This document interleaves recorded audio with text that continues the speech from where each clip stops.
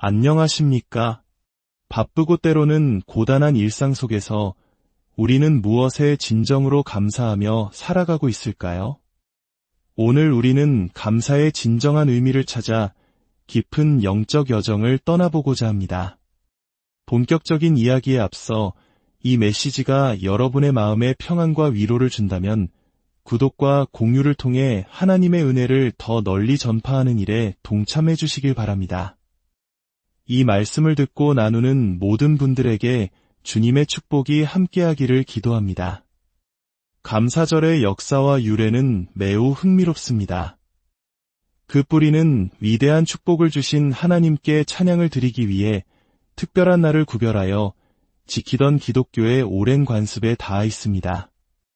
이 전통은 1621년 신대륙에 첫 발을 디딘 유럽 정착민들의 이야기와 만나며 구체적인 형태를 갖추게 됩니다. 혹독한 첫 겨울, 수많은 역경 속에서 살아남은 그들은 마침내 첫 수확의 기쁨을 맞이했습니다. 그리고 그들은 이 모든 것이 하나님의 은혜임을 고백하며 특별한 감사의 축제를 열었습니다. 기록에 따르면 그들은 당시 그 지역의 원주민이었던 왬파노아그 부족을 초대하여 함께 음식을 나누며 하나님께 감사를 드렸다고 합니다. 이는 단순히 풍성한 수확에 대한 감사를 넘어 절망적인 상황 속에서도 우리를 지키시고 인도하시는 하나님에 대한 깊은 신뢰의 표현이었습니다. 하지만 400년이 지난 오늘을 살아가는 우리는 어떻습니까? 수확의 기쁨을 노래하기보다 불확실한 미래와 경제적 어려움, 그리고 끊이지 않는 세상의 분쟁 소식에 더 깊은 불안을 느끼고 있지는 않습니까? 때로는 하나님은 정말 이 모든 것을 보고 계시는가? 왜 하나님은 아무 일도 하지 않으시는가? 와 같은 의문이 우리 마음을 무겁게 짓누르기도 합니다. 이러한 고민에 대한 답을 찾기 위해 우리는 오늘 구약 성경의 한 작은 책, 바로 스바냐서를 펼쳐보려 합니다. 스바냐는 유다의 위대한 왕이었던 히스기야의 후손으로 요시야 왕시대에 활동했던 선지자입니다. 그가 예언하던 시대의 예루살렘은 영적으로 매우 혼란스러운 상태였습니다.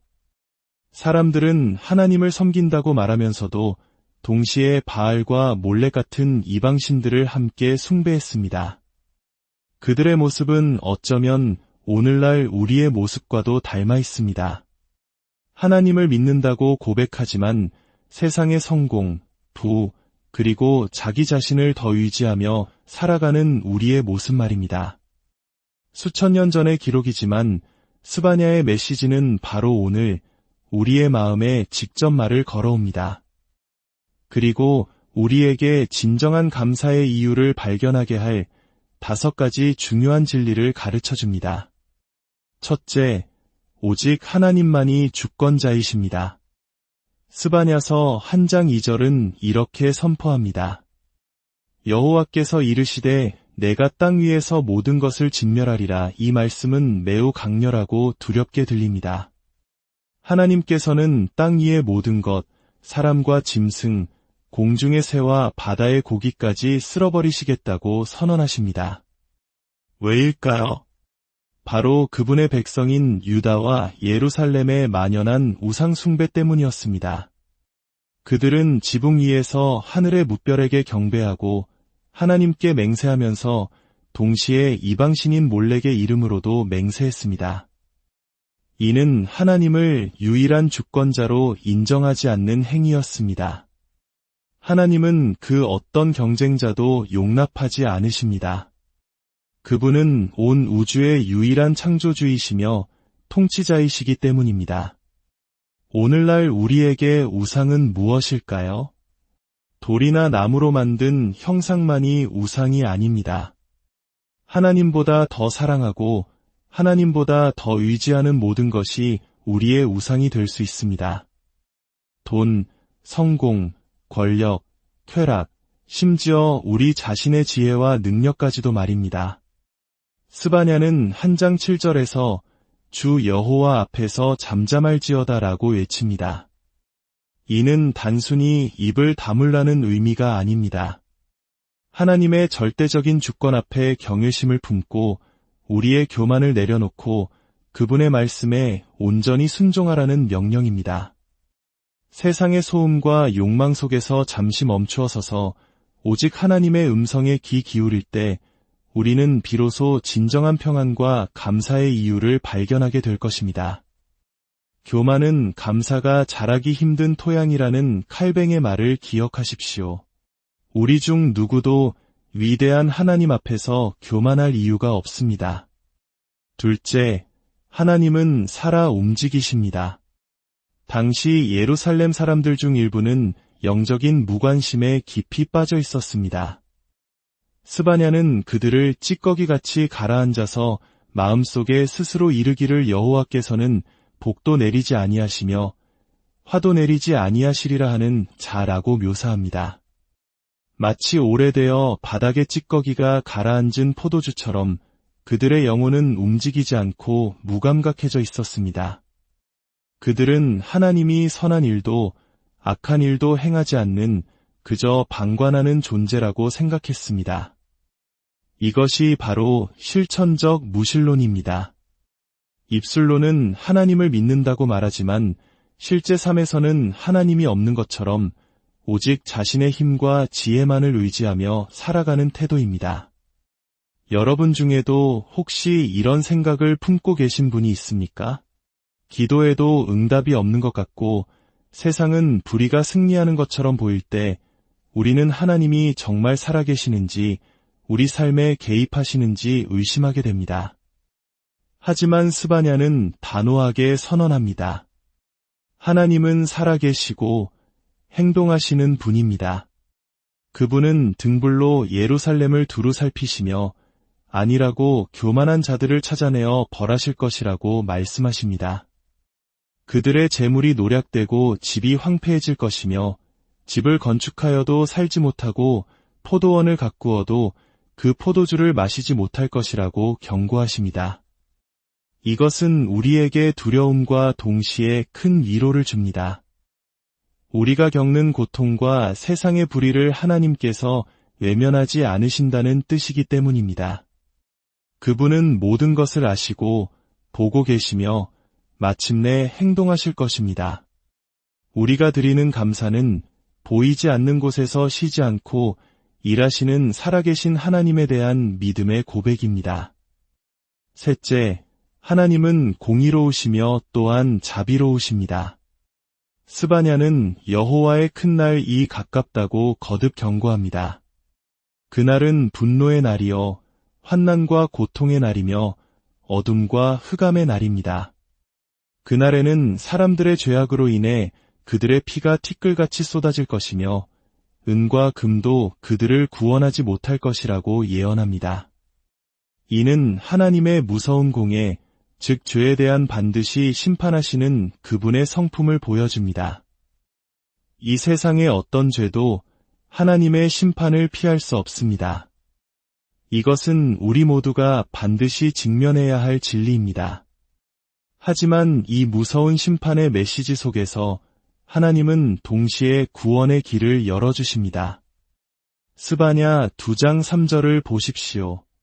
여호와의 규례를 지키는 세상의 모든 겸손한 자들아 너희는 여호와를 찾으며 공의와 겸손을 구하라 너희가 혹시 여호와의 분노의 날에 숨김을 얻으리라. 하나님은 우리에게 심판자이신 바로 그분을 찾으라고 말씀하십니다. 이것이 복음의 신비입니다. 우리를 심판하실 유일한 분이 동시에 우리를 구원하실 유일한 소망이 되십니다. 죄를 지은 대상에게 용서를 구하는 것처럼 우리는 하나님께 나아가야만 합니다. 우리의 재물이나 업적은 심판의 날에 아무런 힘이 되지 못합니다.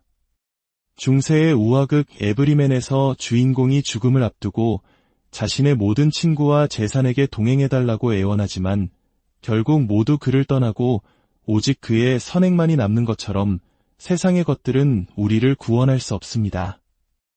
하나님의 공의와 자비가 가장 완벽하게 만나는 곳이 바로 예수 그리스도의 십자가입니다. 십자가 위에서 하나님은 죄에 대한 자신의 진노를 아들 예수께 쏟아부으셨습니다. 동시에 그 십자가를 통해 우리를 향한 무한한 사랑과 용서를 보여주셨습니다. 우리가 드리는 감사는 이처럼 값을 매길 수 없는 구원의 선물을 주신 하나님의 공의와 자비에 대한 찬양입니다. 넷째, 하나님은 온 세상의 심판자이십니다. 스바냐의 예언은 유다와 예루살렘에만 국한되지 않습니다. 서쪽의 블레셋, 동쪽의 모압과 암몬, 남쪽의 구스, 그리고 북쪽의 강대국 아수르까지 모든 열방이 하나님의 심판 아래 있음을 선포합니다. 이는 하나님의 주권이 이스라엘이라는 특정 민족을 넘어온 세상에 미친다는 것을 의미합니다. 어떤 나라도 어떤 민족도 하나님의 심판대 앞에서 예외가 될 수 없습니다.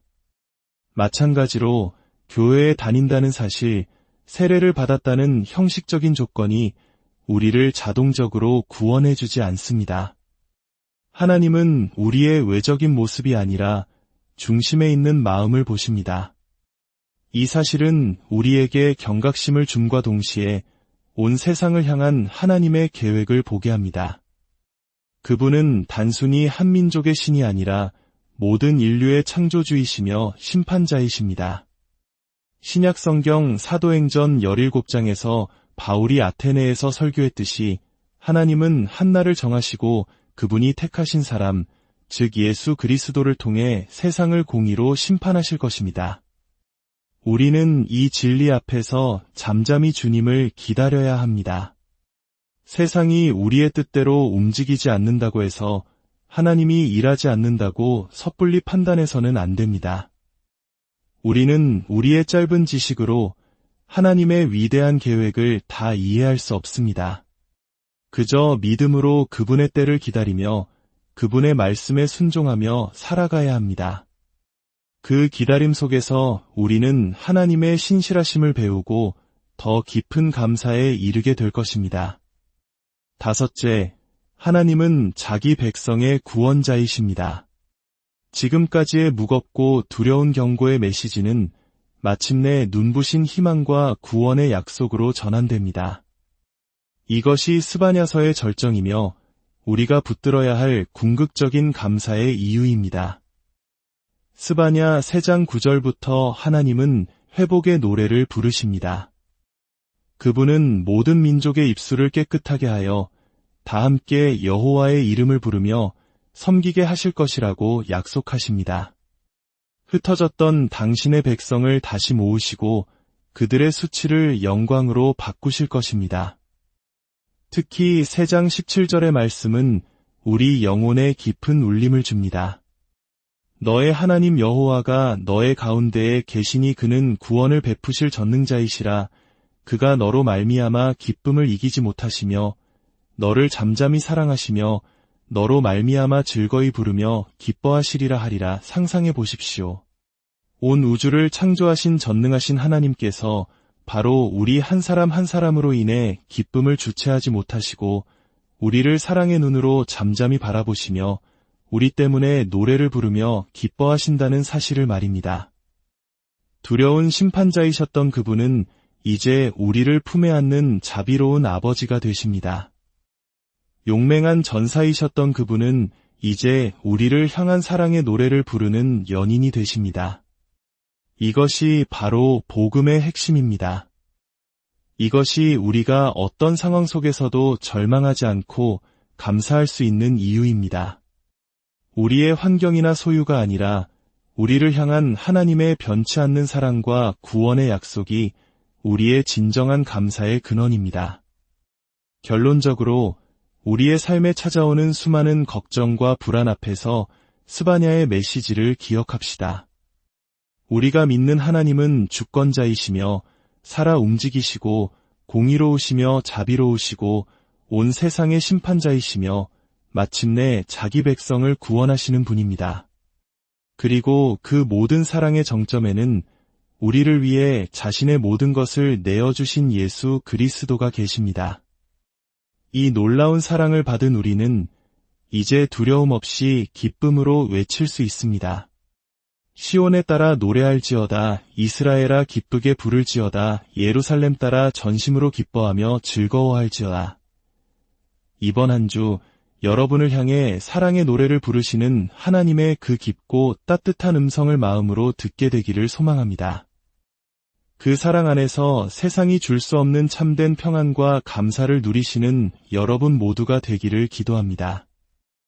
이 이야기가 여러분의 마음에 와 닿았다면 구독과 공유를 통해 이 희망의 메시지를 더 많은 이들과 함께 나누어 주십시오. 하나님의 은혜를 전하는 것은 가장 아름다운 감사의 표현입니다. 여러분의 삶에 늘 평화가 가득하기를